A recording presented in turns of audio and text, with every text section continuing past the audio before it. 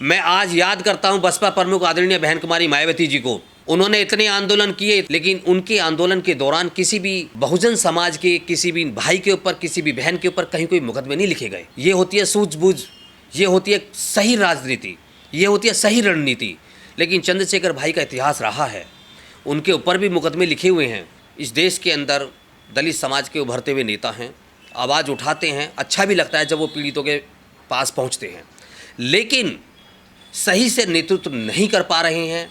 एक बार नहीं, कई बार ऐसा हुआ है, चाहे वो दिल्ली के गुरु घर का मामला हो, चाहे वो महाराष्ट्र का रहा हो, चाहे वो मध्य प्रदेश का रहा हो, ग्वालियर का रहा हो।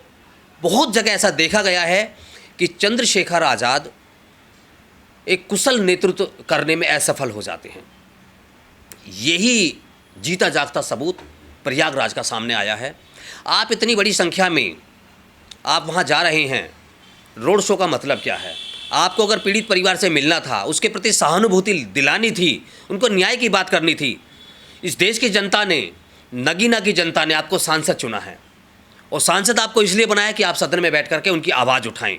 सड़कों पर संघर्ष होता है, अच्छी बात है, लेकिन संघर्ष तब होता है जब आपकी आवाज़ को कोई उठने नहीं दे रहा है। आप पीड़ित परिवार से मिलने के लिए उनके घर जा रहे हैं 5000 लोगों के साथ, ये गलत है, बिल्कुल गलत है। मैं इसकी भर्त्सना करता हूँ। 5000 लोगों के साथ आप वहाँ जा रहे हैं, आपको हाउस अरेस्ट किया जाता है और पुलिस करती भी है, और फिर आप बराबर अपनी बात को सोशल मीडिया के द्वारा उन सभी साथियों तक पहुँचा रहे हैं कि मुझे हाउस अरेस्ट कर लिया गया है, और आप अपने ऊपर हुए अत्याचार की सोशल मीडिया के द्वारा उन लोगों तक अपना मैसेज दे रहे हैं। पब्लिक उग्र होती है, और वहाँ पर दंगा हो जाता है। काफ़ी गाड़ियों को क्षतिग्रस्त किया गया है। हमारे निर्दोष भाइयों को, उनको जान से मारने की नीयत से उनके ऊपर हमले हुए, उनकी गाड़ियाँ तोड़ दी गई। इसकी भरपाई कौन देगा, कौन करेगा? चंद्रशेखर जी का एक बयान आ गया है कि मैं उन परिवारों के साथ खड़ा हूँ, मैं उनकी ज़मानत के लिए प्रयास करूँगा। अभी तक एक की भी गिरफ्तारी जो हो चुकी हैं, उनमें से एक की भी रिहाई नहीं हुई है। 2 अप्रैल के आंदोलन में आज तक लोग पूरी तरीके से कहीं ना कहीं उस जुल्म का शिकार हैं, आज भी शिकार हैं। फिर एक और जुल्म जास्ती। ये समाज तो हजारों वर्षों से कुचलता हुआ आया है, पिसता हुआ आया है, पिटता हुआ आया है। आज अगर हम किसी नेता का नेतृत्व अगर स्वीकार कर रहे हैं, तो वो नेता आज भी हमें उसी दिशा में छोड़ करके या उसी दशा में लेकर के आ रहा है। हमारे पास किसी भी तरीके के संसाधन नहीं है, हमारे पास पैसा नहीं है, हमारे पास नौकरी नहीं है। ये जो युवा हैं, ये पढ़ लिख करके कहीं ना कहीं देश का भविष्य बन सकते हैं, लेकिन अगर इनके ऊपर इतने इतने मुकदमे लगेंगे तो ये देश का भविष्य कैसे बन पाएंगे? मायावती जी बिल्कुल ठीक बोलते हैं कि हम सड़क पर आएंगे तो हम पे मुकदमे होंगे, हमारे। बिल्कुल बिल्कुल। बहन जी का पहले का स्टेटमेंट, उन्होंने हमेशा कहा है कि ये मेरा जो समाज है, भोला भाला समाज है, निर्धन है, गरीब है, बेसहारा है, इनके पास खाने के लिए कुछ नहीं होता है। रोजाना प्रयास करते, रोजाना मेहनत करते, जब शाम को लेकर के आते हैं तब घर के अंदर भोजन बनता है। आज इतने सारे लोग जेलों के अंदर बंद हैं, अधिक से अधिक संख्या केवल हमारे लोगों की है, और ज़्यादातर लोग निर्दोष हैं। और फिर यही लोग 500 से ज़्यादा संख्या में जेलों के अंदर, प्रयागराज वाली घटना में इन युवाओं को ठूंस दिया गया है। योगी सरकार वो तो आस लगाई बैठी हुई है कि किसी तरीके से ये गलतियां करें और हम इनके ऊपर मुकदमे ठोकें। रासुका में मुकदमे लिखे जा रहे हैं उनके ऊपर, रासुका में जेल भेजा जाएगा, सुनवाई नहीं होगी, 1 साल तक जेल में रहेंगे। इन बच्चों को कौन नौकरी देगा? लेकिन बयान आया था चंद्रशेखर जी का कि ये जो तोड़फोड़ कर रहे हैं ना, ये हमारे लोग नहीं है, ये षड्यंत्रकारी लोग हैं। बिल्कुल, देखिए ठीक है, मैं मानता हूँ वहाँ पर काफ़ी लोग भगवा पटका पहन करके पुलिस के साथ मिल करके गाड़ियों को तोड़ रहे हैं, वो हमारे लोग नहीं हैं। लेकिन जो मुकदमे लिखे गए हैं, जो जेल गए हैं, वो तो हमारे लोग हैं। जो लड़का मरा है, जो शहीद हुआ है राहुल जाटव, वो कौन है? आपने उसके परिवार के लिए क्या किया? आपने उसके परिवार को क्या दिया? क्या उसकी जान वापस आ सकती है? क्या ये आंदोलन उसकी जान को वापस ला सकता है, जिंदा कर सकता है उसके परिवार के उस बच्चे को? नहीं कर सकता। ये आंदोलन एक व्यक्ति को न्याय दिलाने के लिए आप इतने सारे लोगों की बलि देने का काम करेंगे तो ये आंदोलन नहीं है, ये तो जानबूझ करके षड्यंत्र करके अपने लोगों को जेलों में ठूसने का काम है। देखिए, गुरु घर मामले में भी काफ़ी लोग जेलों में गए और बहुत सारे लोग ऐसे हैं जिनका भीम आर्मी से कोई लेना देना नहीं था। वो आस्था का विषय था। 2 अप्रैल हमारे सम्मान का विषय था।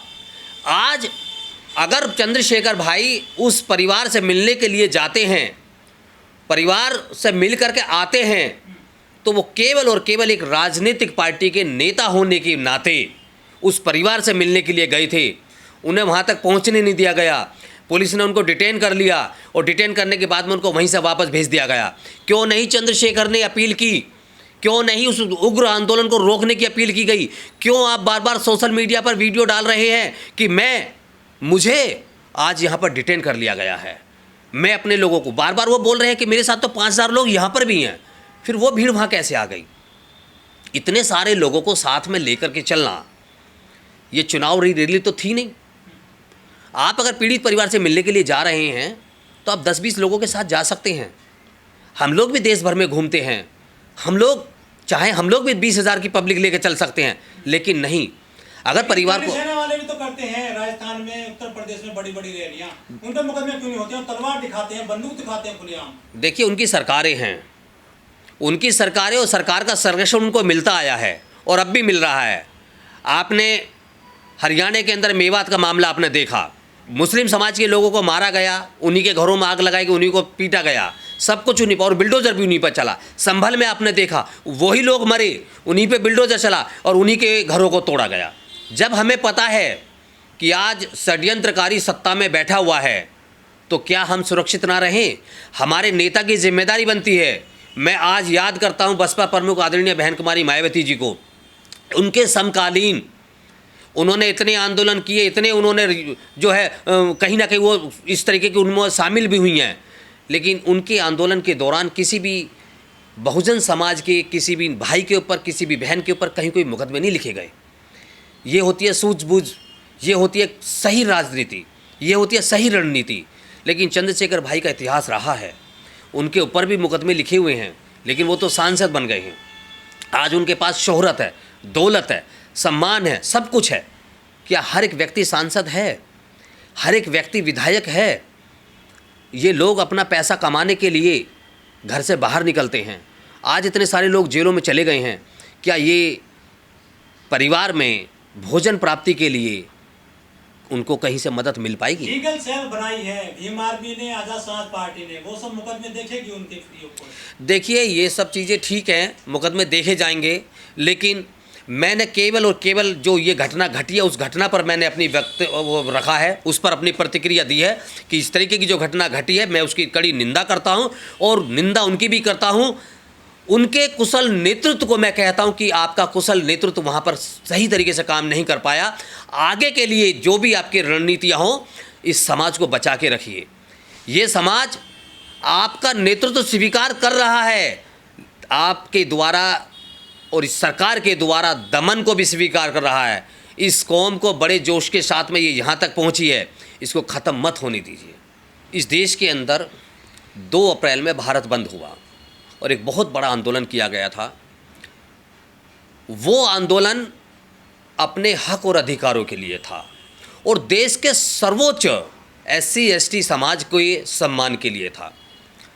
इस तरीके का जो घटना वहाँ हुई है, सबसे पहले तो मैं उसकी निंदा तो करता ही हूँ, और साथ ही जितने भी उसमें पीड़ित मेरे युवा साथी हैं उनके प्रति मेरी असीम संवेदना भी है।